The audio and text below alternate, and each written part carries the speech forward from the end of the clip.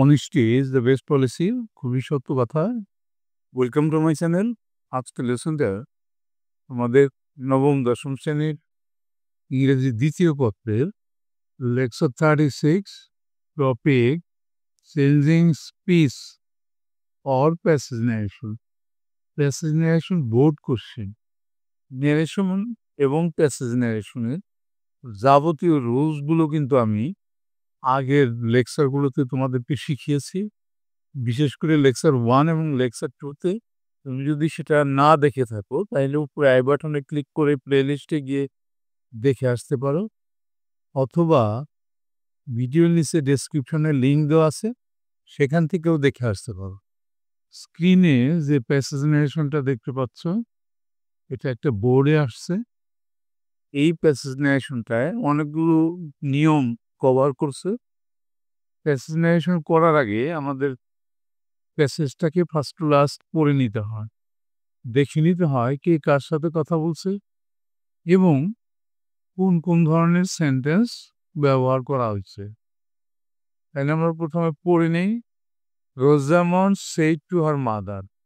Rosamund তার মাকে বলল, হোয়াট ইজ ইট মাম? এটা কি মা? এখানে কিন্তু মাম করে তাকে সম্বোধন করা হলো, এই কারণে এটা এখানে কিন্তু অ্যাড্রেসিং আনতে হবে। I didn't want this black thing and the terrible smell. আমি এই ধরনের কালো জিনিস এবং ভয়ঙ্কর গন্ধ পছন্দ করি না। Mother say I don't know my deer. এখানে তার ছেলেকে মাই ডিয়ার বলে সম্বোধন করে মা বলল যে আমি জানিনি। Rosamund again said to her mother. Rosamund আবারও তার মাকে জিজ্ঞেস করলো বা বলল, but what shall I do with it? কিন্তু এটা দিয়ে আমি কি করব? মাদার সেড, মা বলল, আই কান্ট টেল, আমি বলতে পারবো না। ওকে মাম, ঠিক আছে mum, I must pour it out and fill the jar with fresh water. আমি এই কলসি পানিটা ফেলে দেবো এবং সতেজ পানি দিয়ে এটাকে ভরবো। এই ছিল প্যাসেজটা। আমরা দেখলাম যে রোজামন তার মার সাথে কথা বলতেছে। রোজামন একটা মেয়ে, তার মাও একটা মেয়ে। সুতরাং এখানে এদের দুইজনের পরিবর্তে যখনই আমরা শি বসাবো প্রোনাউন, তখন কিন্তু আমাদের ব্র্যাকেটে নামের প্রথম অক্ষরটা লিখতে হবে। তাহলে আমরা প্রথম সেন্টেন্সটা আগে দেখি। Rosamund said to her mother, what is it mum? একটা সেন্টেন্স। আর একটা সেন্টেন্স বলছে, I did not want this black thing and the terrible smell. এই পর্যন্ত কিন্তু রোজামন বলছে দুইটা সেন্টেন্স। প্রথম সেন্টেন্সটা ইন্টারগেটিভ এবং পরেরটা অ্যাজার্টিভ। তাহলে আমরা এই দুটো সেন্টেন্সের ইনডাইরেক্ট আগে করে ফেলি। তাহলে আমরা অ্যাড্রেসিং আনবো। অ্যাড্রেসিং হার মাদার, তার মাকে কি বলে সম্বোধন করলো? অ্যাজ মাম। মাম বলে সম্বোধন করলে রোজামন আস্কড হার, আর মানে এখানে মাকে জিজ্ঞেস করলো, কিন্তু ব্র্যাকেটে আমরা এম দিয়ে রাখলাম। ইন্টারগেটিভ সেন্টেন্সটা ডাব্লিউএস দিয়ে শুরু হয়েছে, তাহলে ডাব্লিউএসটাই থাকবে হোয়াট ইট। আমি যার আছে তাহলে ওয়াজ আর ওয়াট। এরপরে অ্যাজার্টিভ সেন্টেন্স বললো, I did not want this black thing and the terrible smell. তাহলে শি মানে রোজামন, ব্র্যাকেটে আমরা আর দিলাম, অ্যাডেড দ্যাট, আরও বললো যে আই মানে শি, ফার্স্ট পারসন সেন্স হবে সাবজেক্ট থেকে, সাবজেক্ট আছে শি, তাহলে হবে শি। ডিড নট আছে পাস্ট ইনডিফিনিট টেন্স যাবে পাস্ট পারফেক্টে, তাহলে হবে হ্যাড নট। ওয়ান্ট ঠিকই থাকবে, দিস থাকলে হয় that black thing and the terrible smell. Interrogative সেন্টেন্সটা হোয়াট দিয়ে শুরু হয়েছিল, এই কারণে কিন্তু আমরা হোয়াটই রেখে দিচ্ছি। ইট ওয়াজ আমি যা থাকলে ওয়াজার হয়, আর এখানে এই মাম থাকার কারণে এখানে কিন্তু আমরা অ্যাড্রেসিং দিয়ে শুরু করলাম, অ্যাড্রেসিং হার মাদার অ্যাজ মাম। তো যখন আস্কড হার হোয়াট ইট ওয়াজ, এরপরের সেন্টেন্সটা সে অ্যাজার্টিভ বলছে, চাইলে she added that she did not ছিল, পাস্ট পারফেক্টে চলে গেল, হ্যাড নট ওয়ান্টেড হবে, এখানে আমরা ওয়ান্ট লিখে ফেলেছি, পাস্ট পার্টিসিপল ফর্মটা বসবে, had not wanted that black thing and the terrible smell. এরপরের সেন্টেন্সটা কি বললো, মাদার সেইড মা বলল, I don't know my dear, খুব স্নেহের সাথে বললো, মাই ডিয়ার যেহেতু বলছে, তাহলে এই সেন্টেন্সটা আমরা করে ফেলি।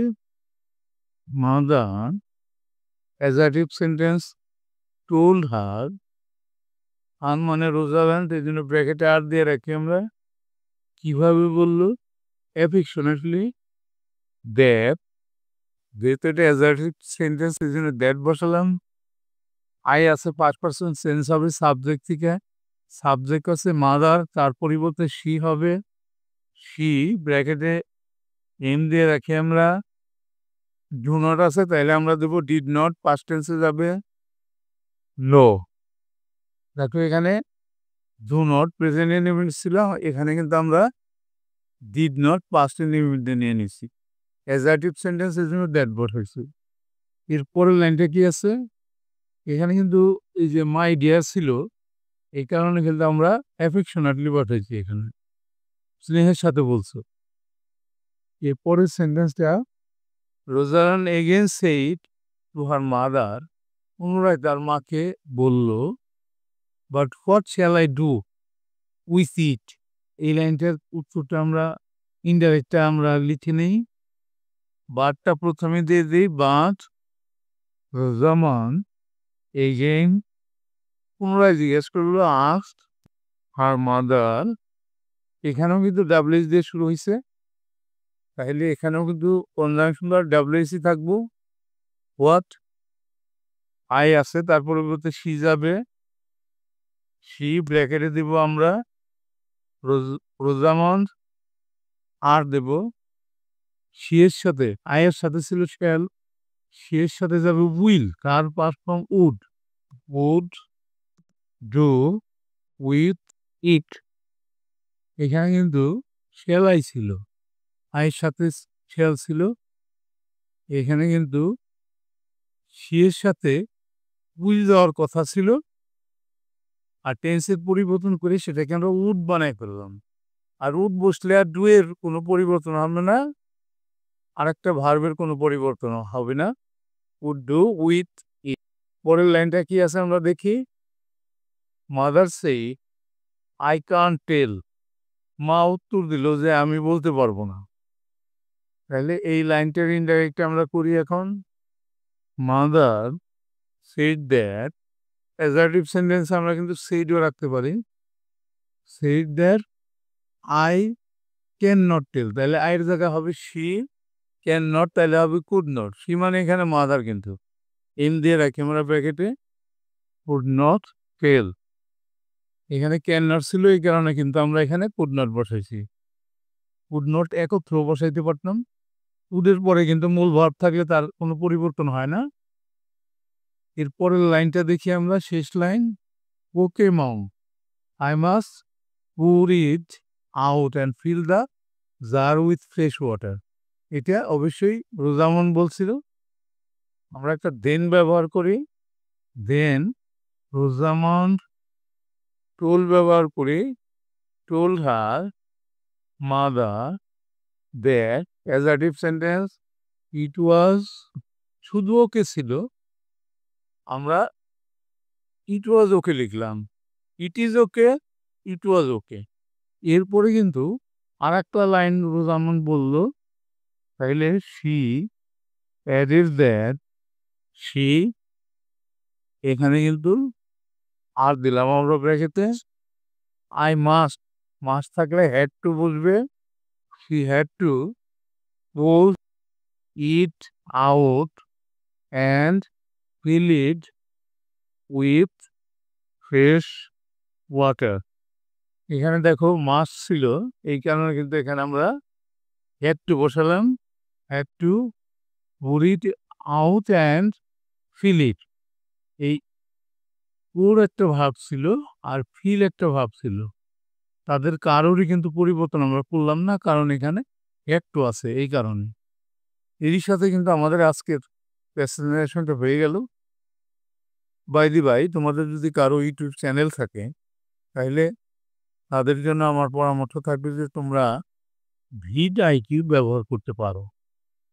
এটা তোমাকে সাবস্ক্রাইবার এবং চ্যানেলের গ্রোথ বৃদ্ধি করবে। আমার এই ভিডিওর নিচে ডেসক্রিপশনে একটা লিঙ্ক দেওয়া আছে, সেখান থেকে নিয়ে নিতে পারো। ঠিক আছে, thank you for watching, see you next.